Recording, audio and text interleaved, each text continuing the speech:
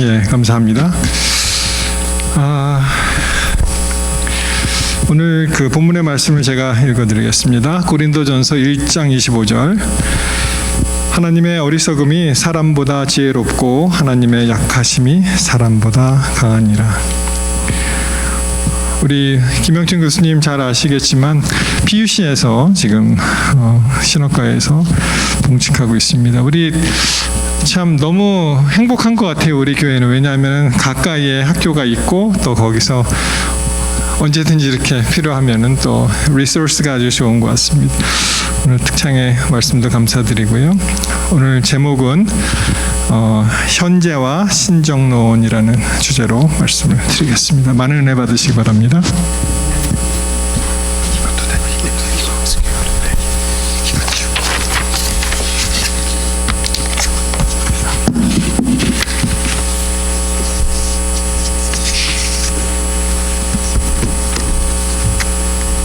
안녕하세요. 기쁜 안식일입니다. 여러분, 세계에서 현지인들이 제일 아름다운 그런 나라들이 어디라고 생각이 드십니까? 네? 프랑스요? 스위스? 네. 어디요? 러시아? 근데 이 세계에서 현지인들이 가장 아름답다고 하는 나라들에 잘 꼽히는 나라들이 있습니다. 그래서 거기서 보면은 매해 브라질이 많이 뽑히고요. 저희가 네파에 브라질 친구들이 있는데 그 친구들 그리고 그 친척들 이렇게 다 브라질에서 놀러 오고 하면은 굉장히 다 키 크고 늘씬하고 아름답고 그런 것을 볼 수가 있습니다. 브라질, 그리고 스웨덴, 그리고 스페인. 저는 스페인에서 유학을 했었는데요. 진짜 피부는 아주 하얀데 머리는 새카맣고 그리고 눈은 아주 파랗고 굉장히 아름다운 이런 색깔의 조화를 이룬 분들도 많이 계시고, 그 다음에 동양에서는 태국, 인도 이런 나라들이 많이 뽑히고요. 그리고 호주, 그리고 베네수엘라 이런 나라들이 많이 뽑힙니다. 베네수엘라는 여러분들이 다 아시겠지만 미스 유니버스가 가장 많이 뽑힌 나라입니다. 근데 이런 나라들은 지금 방금 말씀드린 나라들은 뭐 당연하겠구나 뭐 이런 생각을 할 수가 있는데요. 이런 나라들 중에 항상 같이 뽑히는 나라가 또 하나가 있습니다. 그 나라가 어디일까요? 좀 뭐 브라질, 스페인, 뭐 베네수엘라 뭐 이런 데는 그냥 그렇게 당연하겠지 이렇게 하지만 좀 잘 생각하지 못하는 나라가 있습니다. 어디일까요? 진짜 사람들이 아름다운 사람들이 사는 그런 나라가 어디 있을까요? 지금 흔하게 생각되지 않는 나라들 중에서. 여러분들, 소말리아라는 나라를 아시죠? 소말리아에 있는 분들은 진짜로 아름답습니다. 진짜 키가 크시고 다리 길이는 진짜 우리 한국인으로서 상상할 수 없는 그런 다리 길이들을 가지고 계시고, 그뿐만 아니라 진짜 조각처럼 생긴 코들, 그리고 진짜 크고 아름다운 눈들, 이런 것들을 소유하신 분들이 소말리아인들입니다. 그래서 사실 흑인들이 이 모델계에 잘 나오지 못할 때 진짜 흑인 최초로 슈퍼모델이라고 할 수 있었던 사람이 이만이라는 분이신데, 그분 역시 소말리아 분이셨습니다. 그래서 이 사람들 중에 지금 나온 중에 사실 베네수엘라하고 소말리아를 생각하면은 굉장히 좀 안타깝습니다. 지금 베네수엘라도 그렇고 소말리아도 그렇고 거기에 계시는 분들이 아름다우실지는 모르지만 너무나 힘든 상황들을 겪고 계십니다. 전기, 지금 저희가 사는 PUC에서 전기 조금 나간다고 저희 굉장히 불편해하고 있는데, 전기가 없는 것은 물론이고 진짜 먹을 양식이 없어가지고 굶주려서 돌아가시는 분들이 너무나 많은 곳이 지금 바로 베네수엘라입니다. 거기에서 굶주려서 죽어가는 아이들은 무슨 죄 때문에 거기서 그렇게 죽어갈까요? 그리고 소말리아는 진짜 몇십 년 동안 너무나 상황이 안 좋아지고 있습니다.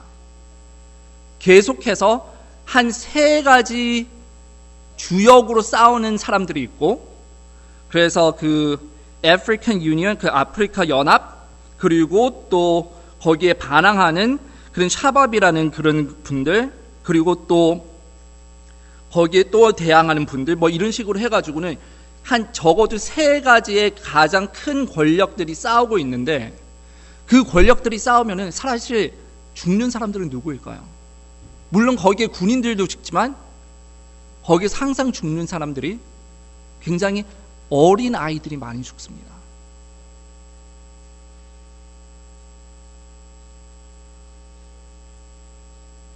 그래서 굶주려서 죽는 게 모자라서 총에 맞고, 그리고 항상 강간당하고 이런저런 너무나 많은 악한 일들을 경험하면서 소말리아에 있는, 그리고 또 베네수엘아에 있는 어린아이들은 지금 죽어가고 있습니다.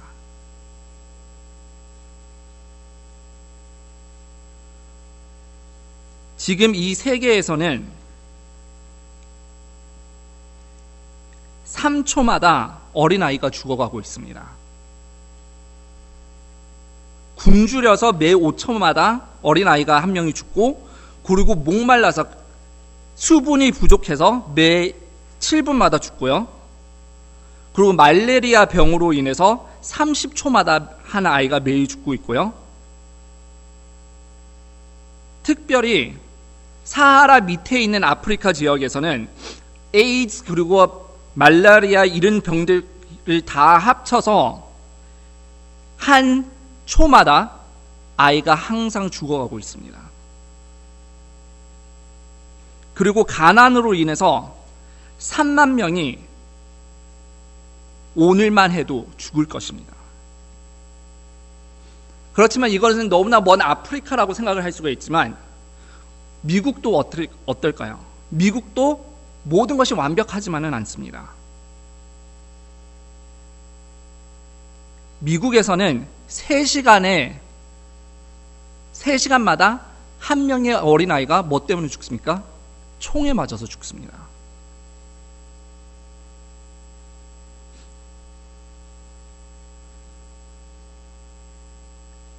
조금 더 가까이 갖고 오면은 캘리포니아에서 일어난 일을 좀 너무 좀 충격적이겠지만 잠깐 말씀해 드리겠습니다. 롱비치에서 어떤 SUV가 이 외건에 실려가던 어린아이 2명을 받았습니다. 그럼 받았으면 좀 중단하고 그 무슨 일이 일어났는지 내려와서 봐야 되는데, 그 사람은 마냥 무슨 사람이 친 거가 아니라 무슨 물건을 친 것 같이 그냥 뒤로 백업을 했습니다. 그랬더니 2아이 중에 한 명이 남자였는데 남자아이가 바깥으로 튕겨나갔습니다. 그럼 거기에서 좀 스탑을 했으면 좋겠는데 스탑을 안 하고 다시 또 앞으로 전진을 합니다. 앞으로 전진을 하는 동안 거기에 타여 있던 여자아이가 앞바퀴에 끼어져서 앞으로 계속 바퀴を돌 때마다 같이 돌면서 가다가 결코 죽어버립니다. 캘리포니아뿐만 아니라 사람들이 미국에서 이런 일들이 가끔씩 일어납니다. 사람들이 그냥 치고 그냥 차에 끼었는데도 사람이 끼어 있는데도 그냥 계속 운전해 가는 이런 일들이 가끔씩 일어납니다. 생각해 보면은 우리가 얼마나 악하고 진짜 정의롭지 못한 그런 세상에 저희가 살아가고 있습니까? 진짜 죄 없는 어린아이들이 매일 죽어가고 있고, 진짜 우리가 이해할 수 없는 이유 때문에 죽어가고 있고, 너무나 많은 사람들이 악하고 진짜 상상하기조차 힘든 것을 매일 범하고 있습니다. 그래서 우리가 뉴스를 보면은 진짜 보기가 어쩔 때는 싫습니다. 너무나 악한 것들이 많이 나오기 때문에. 그래서 우리가 지금 얘기하는 이 신정론이라는 것은 이 세상이 이렇게 악하고 험한데 어떻게 정의로우신 하나님이 계실 수 있으시겠냐 있느냐는 질문인 것입니다. 진짜 하나님이 존재하신다면 어떻게 이렇게 악한 일들을 그냥 일어나게 내버려 두실 수 있을까요? 이게 바로 신정론에서 다루고 있는 질문인 것입니다. 그렇지만 질문이라는 것은 굉장히 우리에게 보면 어쩌면 당연한 것입니다. 굉장히 근대에 와서는 굉장히 너무나 당연한 것이라고 생각합니다. 우리가 학교에 가서 배우는 사고가 어떤 사고입니까? 학교에서 우리에게 가르쳐주는 사고는 바로 비판적 사고인 것입니다. 그래서 우리가 이 근대 철학을 통해서 우리가 교육을 받았기 때문에 이런 비판적 사고를 가지고 있는 것들이 어떨면은 너무나 당연하고 너무나 많은 사람들이 이런 객관적인 점에서 생각을 하고 있습니다. 그래서 우리가 과학을 보거나 아니면 문학을 보거나 모든 학문들은 무엇으로 시작합니까? 모든 학문들은 과학이나 문학이나 상관할 것이 없이 다 질문으로 시작합니다. 그리고 질문의 답이 받아지면서 지식이 더해가고 쌓아져 가는 것입니다. 그래서 이런 비판적 사고가 어디에서 왔을까요? 이 비판적 사고라는 것은 우리가 수학에서도 생물학에서도 여기저기서 다 찾을 수 있지만 그 근원이 어디에 있을까요? 이런 비판적 사고의 근원은 바로 철학에 있습니다. 그래서 이 철학, 우리가 지금 흔히 생각하는 이 서양에 있는 이 철학을 생각한다면 제일 처음이 고대 헬라 철학이었습니다. 그래서 고대 헬라 철학부터 시작해서 중세기에 있었던 철학, 그리고 그 후에 있던 근대 철학, 그리고 지금 현재 우리가 가지고 있는 후기 근대 철학, 여기까지 다 무엇을 하면서 지식을 쌓아왔습니까? 질문을 하면서, 비판을 하면서 지식을 쌓아왔던 서양의 철학의 역사에 있는 것입니다. 그래서 특별히 이 근대 철학에 와서는 서양 철학에서, 근대 철학에서 이 비판적 사고가 제일 많이 발달됐다고 생각을 할 수가 있습니다. 그래서 이 비판적 이 사고를 가지고 있을 때 이 근대 철학에서 진짜 우리가 빼놓을 수 없는 것이 바로 환원주의라는 것입니다. 환원주의란 모든 것을 어떻게 합니까? 모든 것을 나누고 파헤치고 그리고 해서 제일 조그만한 데까지 가는 것이 환원주의인 것입니다. 그래서 우리가 모든 것을 다 파헤치고 다 봤을 때는 모든 질문의 답을 알 수 있다, 이런 사상인 것입니다. 이게 바로 근대 철학의 아주 중요한 두 가지의 그 요소 중에 하나입니다. 그래서 생물에서 보면은, 생물에서 우리가 무엇을 볼 수 있습니까? 생물을 공부한다면은 동물들이 있죠. 그러면 동물들이 있으면은 동물을 종류대로 나누고 그 다음에 각 동물들 자체에 내려왔을 때는 무엇을 합니까? 각 기관으로 나누고, 그리고 각 기관으로부터 해서 무엇을 합니까? 현미경으로 해서 세포, 그리고 미생물학, 이런 식으로 해서 계속 더 조그맣게 내려가는 것이 이게 이 환원주의의 사상인 것입니다. 그래서 여러분들이 생물학을 공부하시거나 화학을 공부하시거나 그리고 또 그런 수업에서 랩을 하시게 되면은 다 무엇을 하시는 것이에요? 이 환원주의 사상을 가지고 공부를 하시고 실험을 하시는 것입니다.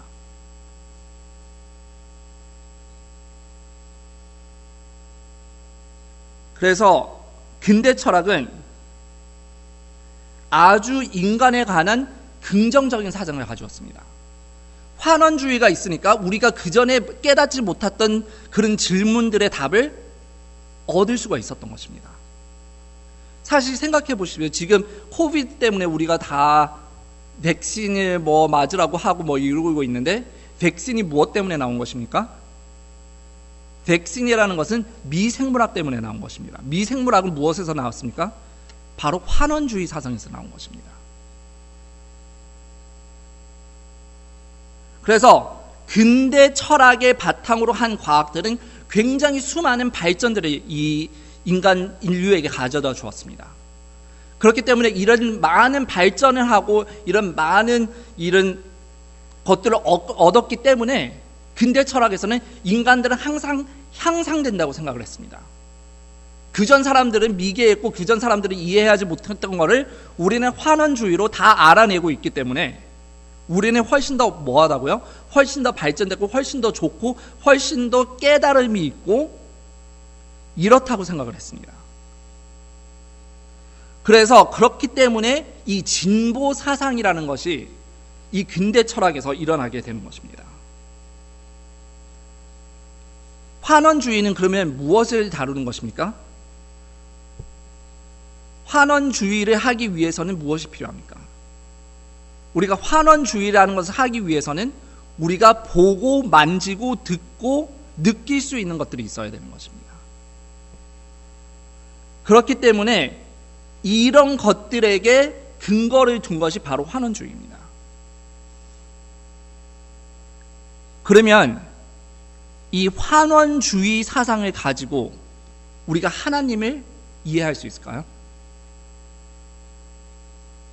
환원주의는 우리에게 모든 답을 다 가져다 주었다고 근대 철학의 많은 사람들이 생각을 했습니다. 그래서 근대 철학의 영향을 가지신 분들이 하나님도 어떻게 알려고 했습니까? 환원주의를 가지고 알려고 했습니다. 환원주의를 가지고 하나님을 연구하려면 무엇이 필요합니까? 우리가 무엇으로 시작하죠? 질문으로 시작한다고 했죠. 그렇기 때문에 우리가 의문점을 가지고 시작하는 것이 바로 환원주의입니다. 우리가 다 파헤쳐 보고 다 해부하기 전에는 뭘 하지 못해요? 믿지 못한다는 것입니다. 우리가 하나님이 살아 계심을 확인하기 위해서 진짜 이 생물과 화학 그리고 이런 데서 쓰는 이런 방법으로 하나님을 접근해도 하나님을 알 수 있습니까? 어떻게 우리의 손 안에 들어있는 것과 우리가 만질 수 있는 이런 것과 하나님을 비교할 수 있겠습니까? 그런데도 근대 철학에서 하려고 했던 것이 바로 이것인 것입니다. 솔로몬은 그가 그 거대한 성전을 지은 후에 이렇게 말합니다. 선언합니다. 하나님이 참으로 땅에 거하시리이까 하늘과 하늘들의 하늘이라도 주를 용납하지 못하겠거든 하물며 내가 건축한 이 전이 오리이까. 열왕기상 8장 27절 말씀입니다. 솔로몬이 지은 그 성전은 진짜 어마어마하고 대단했을 것입니다. 우리는 상상도 할 수가 없죠. 여러분들이 다 아시다시피 다시금 성전을 지었을 때 솔로몬의 성전을 봤던 사람들이 뭐 어떻게 했습니까? 통곡했습니다. 너무나 비교할 수 없이 초라했기 때문에. 그래서 그렇게 대단한 성전이었지만 솔로몬이 무엇이라고 얘기합니까?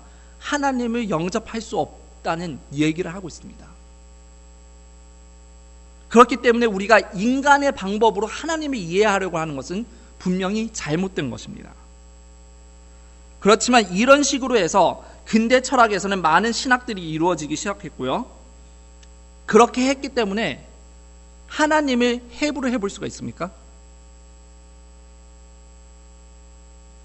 하나님을 우리가 직접 물질적인 것처럼 파헤쳐보고 나눠보고 할 수가 있습니까? 그래서 그렇게 할 수 없기 때문에 근대 철학에서는 무엇을 합니까? 하나님을 부인합니다.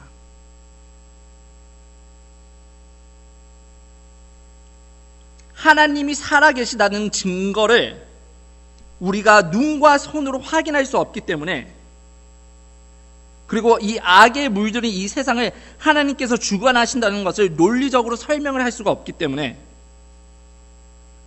이 역량으로 수많은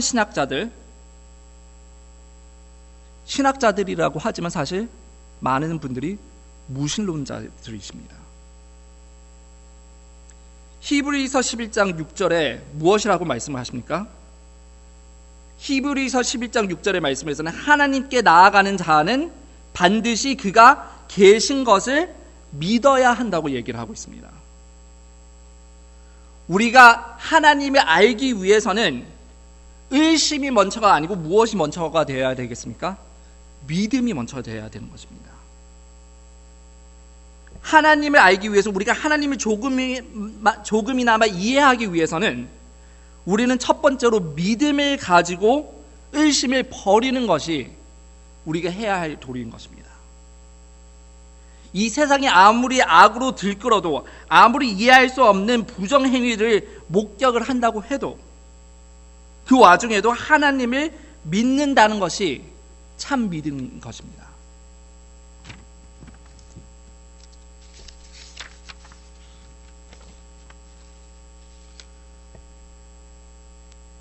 믿을 만한 모든 조건이 갖추어져서 믿는다는 것은 믿음이 아닙니다. 그것은 그냥 인정하는 것이지 믿음이 아닌 것입니다. 믿음은 눈과 손으로 확인하며 이루어지는 것이 아닙니다. 그래서 다시 히브리서 11장의 말씀을 1절부터 6절까지 같이 읽어보겠습니다. 히브리서 11장 1절로 6절의 말씀을 같이 읽어보겠습니다. 히브리서 11장 6절의 말씀, 1절로 6절의 말씀입니다. 믿음은 바라보는 것들의 실상이요 보이지 않는 것들의 증거니 선진들이 이로써 증거를 얻었느니라. 믿음으로 모든 세계가 하나님의 말씀으로 지어진 줄을 우리가 아나니 보이는 것은 나타난 것으로 말미암아 된 것이 아니니라. 믿음으로 아벨은 가인보다 더 나은 제사를 하나님께 드림으로 의로운 자라 하시는 증거를 얻었으니 하나님이 그 예물에 대하여 증언하심이라. 그가 죽었으나 그 믿음으로써 지금도 말하느니라. 믿음으로 에녹은 죽음을 보지 않고 옮겨졌으니 하나님이 그를 옮기심으로 다시 보이지 아니하였느니라. 그는 옮겨지기 전에 하나님을 기쁘게 하는 자라는 증거를 받았느니라. 믿음 없이는 하나님을 기쁘시게 하지 못하나니 하나님께 나아가는 자는 반드시 그가 계신 것과 또한 그가 자기를 찾는 자들에게 상 주신 이심을 무엇을 해야 됩니까? 믿어야 하는 것입니다. 여기에 나온 모든 예들은 무엇을 하는 분들입니까? 보이지 않음에도 무엇을 했습니까? 믿은 분들인 것입니다. 이것을 대조해서 요한복음 20장의 말씀을 보겠습니다. 요한복음 20장 24절로 29절의 말씀을 보겠습니다.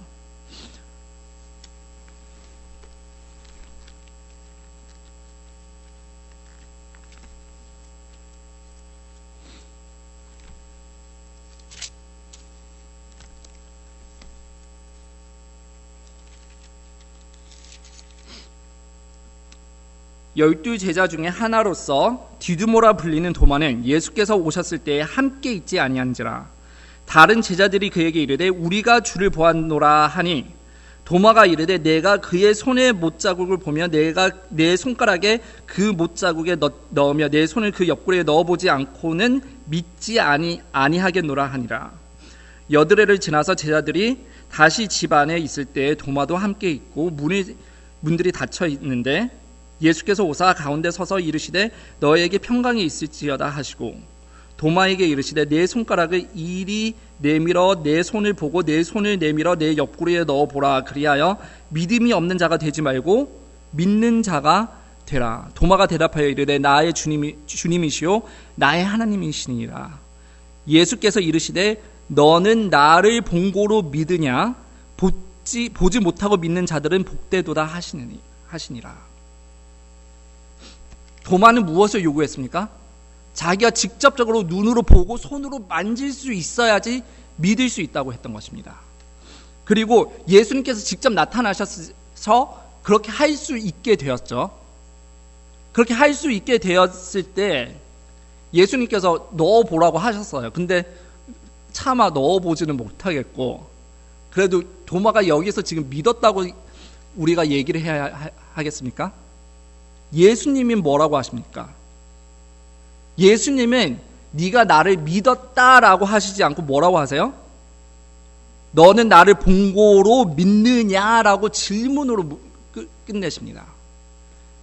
도마가 보인 이 행동은 절대로 믿음이 아닌 것입니다.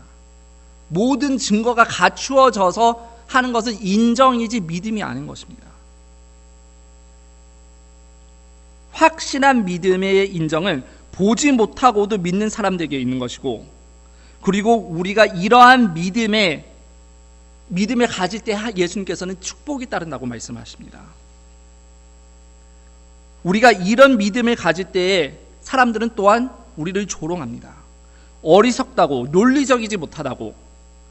특별히 근대 철학이나 근대 철학에 바탕한 신학들은 분명히 우리를 비웃습니다. 고린도전서 1장 25절의 말씀을 보겠습니다.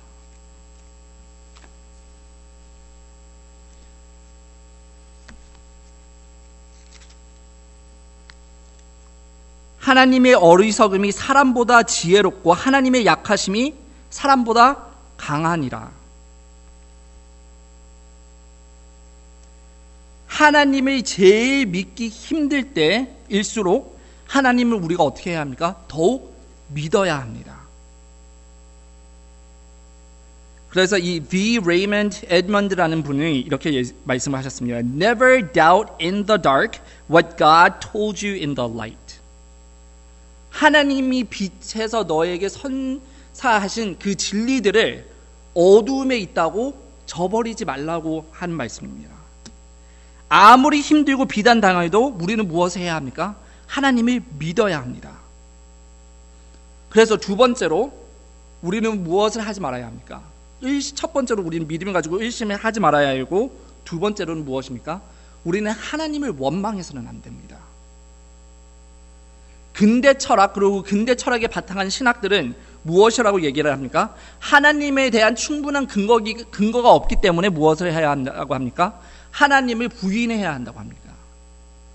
그럼 결론적으로 누가 하나님에 대한 충분한 증거를 제시하지 않으셨다는 말입니까? 하나님이 하시지 않으셨다는 것입니다. 그래서 근대 철학에서 하나님을 부인하는 것은 사실 하나님을 원망하는 것입니다.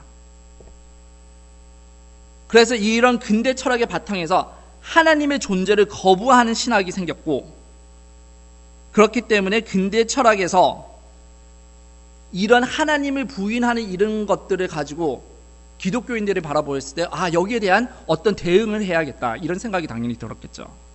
그래서 근대 철학에 너무나 물든 신학은 사실 무신론이고, 그래서 그 무신론에 대해서 반응을 보인 기독교가 두 가지 부류가 있습니다. 그렇지만 이 기독교의 두 부류가 반응을 했을 때는 그들이 또한 근대 철학에 바탕한 다른 원리를 가지고 반응을 합니다. 그 근대 철학의 다른 그 원리는 기본주의 아니면 기초주의라는 것입니다. 그래서 보수적인 교인들은 기초를 어디다 두었을까요? 무신론자들이 굉장히 이렇게 근대 철학을 인해서 많이 만들어졌을 때 그들이 그것에 대응하기 위해서 기초를 가졌다면 무엇을 가졌을까요? 굉장히 보수적인 교인들은 성경, 맞습니다. 그래서 그들은 기초를 성경에 두었습니다. 그리고 굉장히 진보주의적인, 굉장히 좀 자유주의인 분들은 어디다 기초를 두었을까요?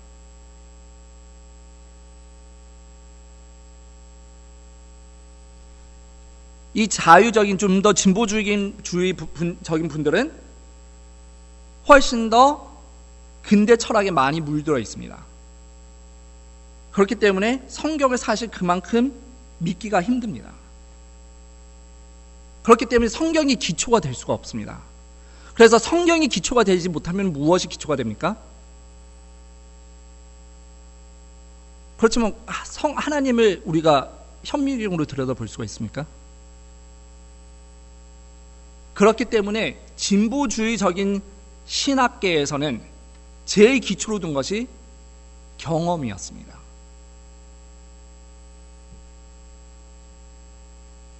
근데 이 기초를 하나에 둔다는 것은 굉장히 위험한 것입니다. 그래서 이 보수적인 주의적인 분들이 성경 말씀에 기초를 두었을 때 사실 굉장히 큰 문제가 되는 점이 있었습니다. 왜냐하면은 그분들이 말하는 대로 진짜 제대로 된 성경의 기초를 주기 위해서는 그들이 말하는 모든 조건을 다 갖추기 위해서는 우리가 무엇이 있어야 됩니까? 성경 저자들이 직접 쓴 글씨의 그 글이 있어야 되는 것입니다. 그렇기 때문에 우리가 가지고 있는 몇천 년 지나서 흘러내려오는 이런 성경 사본들은 사실 그분들이 가지고 원하는 그런 모든 것들을 갖출 수가 없었던 것입니다. 그리고 또 진보주의적인 분들이 말한 이 경험 또한 문제입니다. 우리가 우리 자신의 경험에 모든 것을 기초를 두면은 그것이 사실 믿을 만한 것입니까? 사람이 무엇을 믿는 것이에요? 사람이 믿게 되는 것입니다. 그래서 진보주의적인 분들이 얘기를 하시는 것들은 이런 것이었습니다. 성경에 있는 말씀들은 다 사실이 아니야. 무엇입니까? 어떻게 예수님이라는 분이 물 위에서 걸으실 수 있겠습니까? 이것이 과학적으로 가능한 것입니까? 어떻게 예수님께서 빵 5개와 물고기 2개로 5,000명의 남자들, 그러면 즉 무엇입니까?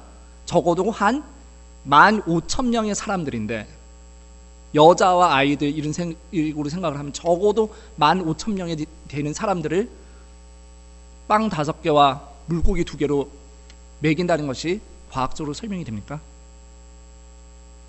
그렇기 때문에 이들이 얘기를 하는 것은 무엇입니까? 성경은 믿을 수 없다는 것입니다. 그렇기 때문에 성경을 믿을 수 없기 때문에 무엇을 해야 돼요? 우리의 경험에 바탕을 두는데, 그들이 얘기하는 것은 이것입니다. 성경에 나와 있는 것들은 사실이 아니지만 우리가 그거를 믿음으로써 더 좋은 사람이 된다면은 그것이 우리에게 좋은 영향을 미친다라고 얘기를 합니다. 사실 그래서 이 두 가지가 다 문제가 되는 이유는 시편 34편 8절에서 찾아보겠습니다. 시편 34편 8절의 말씀입니다.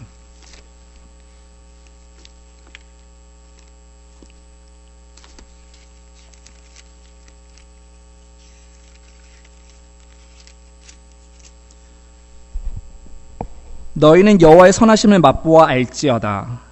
그에게 피하는 자는 복이 있도다. 여기에서 무엇이라고 합니까? 영어로는 taste and see라고 얘기를 합니다. see라는 것은 사실 우리가 눈으로 볼 수 있는 것이 사실 무엇입니까? 사실 우리가 눈으로 볼 수 있는 건 성경 말씀입니다. 그래서 여기에 시편에서 나오는 taste and see, 맛보고 보아라고 하시는 것은 무엇입니까? 우리가 하나님의 말씀, 그리고 우리가 하나님과의 갖는 그 관계와 그 경험 둘 다를 하라고 하시는 말씀인 것입니다. 그래서 이 근대 신학에 있었던 그 잘못은 무엇입니까? 하나님을 그냥 한 가지로만 알려고 했던 것입니다. 성경으로만, 아니면은 우리의 경험으로만. 그렇지만 하나님을 진짜 알기 위해서는 둘 다를 해야 되는 것입니다. 그래서 마지막으로 세 번째로 우리가 해야 될 것은 우리는 하나님의 나라를 바라봐야 합니다. 하나님의 말씀 안에만 무엇이 있습니까? 희망이 있는 것입니다. 우리가 지금 이 땅에서 설명이 안 되는 것들이 너무나 많이 있습니다. 그러나 이런 설명이 안 되는 것이 있더라도 무엇을 합니까? 우리가 하나님의 나라를 바라보고 하나님을 바라본다면은 언제 이런 것들이 다 설명이 되는 날이 오겠습니까? 하나님의 왕국이 제대로 이 땅에 자리 잡았을 때에는 우리가 이해를 할 수 있습니다. 그래서 이 소망을 갖고 하나님의 왕국을 바라보는 것을 지금 신학계에서 많이 사람들이 Theology of Hope, 그래서 이 소망의 신학이라는 것을 사람들이 굉장히 유행적으로 많이 따르고 있습니다. 그렇지만 이런 유행적인 이 신학은 사실 재림교회 안에서는 우리가 시작할 때부터 가지고 있었습니다. 우리는 무슨 교회입니까? 재림교회입니다. 우리는 예수님이 다시 오심을 기대하고 소망하는 교회입니다. 그리고 예수님이 이 땅에 오셨을 때, 이 땅에 다시 오셨을 때 무슨 일이 일어납니까? 우리가 예수님을 공중에서 맞이하게 올라가면서 무슨 일이 일어나죠? 우리가 무엇을 받습니까? 새 몸을 받는다는 것은 무엇도 받습니까? 새 뇌도 받다는 것입니다. 뇌를 받겠다는 것입니다. 지금 우리의 가진 뇌가 온전합니까? 완벽합니까? 그렇지 않죠. 그렇지만 우리가 부활하거나 우리가 예수님이 영접할 때 받을 그 뇌는 어떨 뇌일 것입니까? 지금보다 훨씬 더 좋은 뇌일 것이 확실합니다.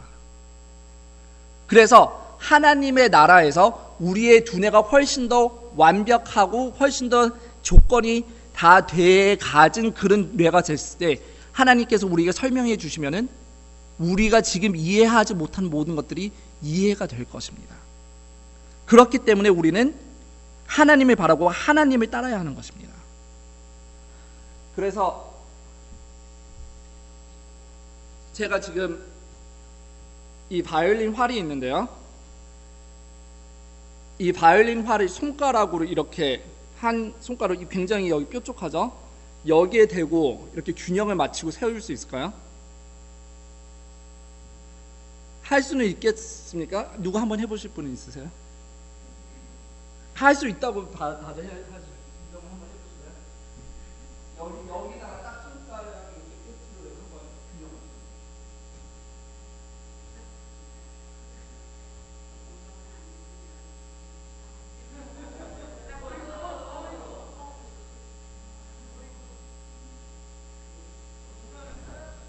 근데 지금 긴장을 잘 되셨어요? 지금 어떻게 하셨어요? 어디를 보셨어요? 꼭대기를 봐요. 꼭대기를 보지 않으면 떨어져요. 그러니까 이렇게 하고 꼭대기를 보고 있으면 균형을 잘 맞출 수가 있습니다. 그래서 같은 원리인 것입니다. 우리가 무엇을 해야 합니까? 하나님을 바라봐야 되는 것입니다. 베드로가 왜 물에 빠졌을까요? 그가 예수님을 보지 않았고 뒤돌아보면서 무엇을 했습니까? 자랑하려고 자기 친구들을 봤습니다. 그리고 그랬을 때 무엇이 쳤어요? 파도를 보고 파도가 치고 파도를 보기 때문에 예수님을 못 봤기 때문에 빠진 것입니다. 일본의 이 아기노리 기무라라는 농부가 계셨는데 부인이 이 농약에 알러지가 생겨가지고 농약을 쓰지 못하게 되셨습니다. 그래서 그분이 아주 옛날에 이 유기농 농사에 대한 책을 사게 된 계기가 있었는데 자기가 필요한 다른 책을 사다가 그 책이 떨어져가지고 좀 구겨져가지고 미안해서 그 책을 샀습니다. 굉장히 좀 정직하고 굉장히 좋은 분이신 것 같아요. 그래서 그 책이 필요 없지만 사놨는데 부인한테 이런 일이 일어나니까 이 책을 열심히 공부를 하시게 됐습니다. 그래서 열심히 공부를 하셨는데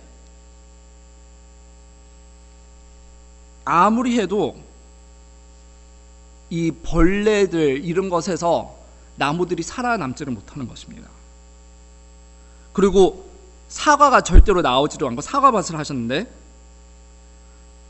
아무리 해도 사과는 나지 않고 몇 년 동안 계속 5년 동안 계속 성공을 하지 못하니까 난 도저히 안 되겠다. 가서 자살해야겠다. 하고 하룻밤 저녁에는 산으로 올라갔습니다. 그래서 나무에 자기를 목매달아 죽이려고 이렇게 하고 있으면서 무엇을 합니까? 이렇게 위로 쳐다보니까 사과들이 잔뜩 달려있는 것 같아요. 그래서 자살하려다가 말고 그 사과들 진짜 사과들이야 하고 사과를 보러 갔는데 사과가 아니고 도토리들이었습니다. 너무 멀리서 봐서 사과들처럼 보였던 것이에요. 근데 이 도토리들은 어떻습니까? 농약을 하나도 안 치고 어떻게 해요? 잘 살고 있는 것이에요. 그래서 사실 진짜 죽으려고 갔지만 위로 쳐다보고는 죽으려다가 말았던 것이에요. 그리고는 그 다음부터 무엇을 하기 시작했냐면은 나무를 꼭 껴안고는 제발 살아다오 이러기 시작했습니다. 그랬더니 옆에 있는 주민들이 보고는 이 사람 미쳤다 그랬어요. 그래서 너무 미쳤다 그랬길래 챙피를 해가지고 그 후로부터는 좀 더 안쪽에 있는 나무들만 꼭 껴안고 제발 살아다오 했습니다. 신기하게 안아주고 이렇게 했던 나무들은 다 살고 안아주지 않았던 나무들은 다 죽어버립니다.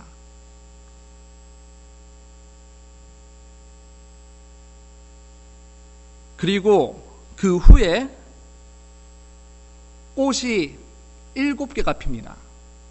그리고 7개가 꽃이 핀 후에 사과가 2개가 달리고 그 다음 해에는 완전히 사과밭 전체가 사과꽃으로 가득 찼습니다.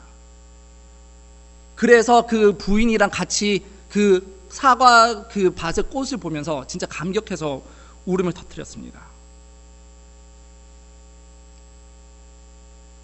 이 사과들이, 이 기무라씨의 사과들이 얼마나 대단하냐면은 사과를 이렇게 반으로 자르면 보통 어떻게 됩니까? 산화가 돼서 다 갈색이 되죠.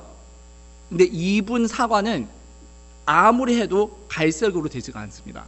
물론 말라가지고는 그렇게 되지만, 마르기는 하지만 절대로 갈색으로 변하지가 않습니다. 2년까지도. 그리고 한 번은 굉장히 큰 태풍이 일었는데 다른 사람들의 사과들은 다 떨어졌는데 이분 사과는 90%가 다 나무에 달려 있었습니다. 지금 현재 이분의 사과를 쓰는 이 불란서식 식당에서는 1년 웨이팅 리스트가 있습니다. 그 정도로 인기가 많습니다. 그래서 그가 자살을 하려고 그렇게 힘든 그런 상황에 있을 때 그가 무엇을 했습니까? 위로 쳐다봤을 때 소망이 있었던 것입니다. 그리고 그가 5년 동안 그렇게 힘들다는 생각을 가지고 있었지만 그 5년의 시간에서 무엇이 일어났던 것입니까? 그 5년 시간 사이에 그 사과 나무들이 무엇을 키우고 있었던 것입니까? 면역력을 키우고 있었던 것입니다. 그래서 아무리 우리가 이해가 안 된다고 해도 우리가 무엇을 해야 합니까? 하나님을 바라본다면, 우리가 하나님을 이해되지 않을 때 바라보고 믿는다는 것은 분명히 하나님이 우리를 이끌어 주시고 우리에게 소망이 있다는 것입니다. 그래서 마지막으로 다시 이 3가지 말씀을 드리겠습니다. 우리는 믿음을 가지고 하나님을 원망하시지 말고 성경 말씀을 통해 위에 계신 하나님의 왕국을 보시면서 소망을 가지시기를 간절히 바라면서 말씀을 마치겠습니다.